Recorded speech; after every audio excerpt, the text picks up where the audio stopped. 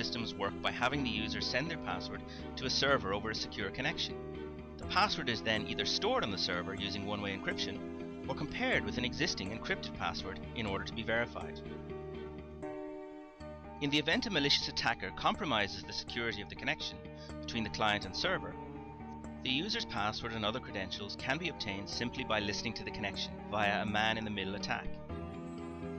An attacker also might compromise the server storing the encrypted passwords. Increasingly, the encryption of stored passwords is becoming easier to break.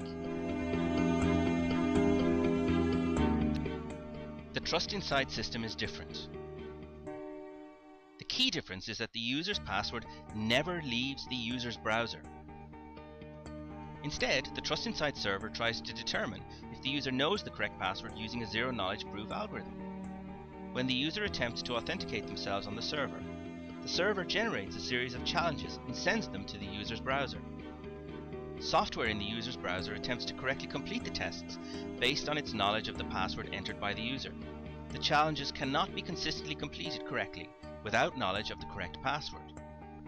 At the same time, the responses do not contain any data that can be used to deduce the attempted password.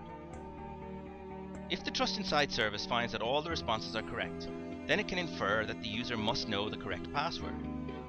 The exact methodology of this system is covered by a recently awarded US patent. This method is immune to many common forms of attack.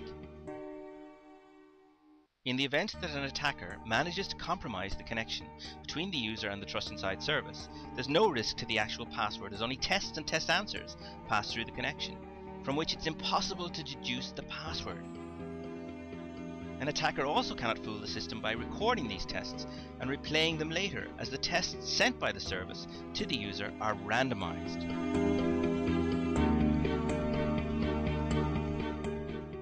Even in the event that an attacker compromises the Trust Inside servers, it's impossible to use the data stored on the service to recover the original passwords.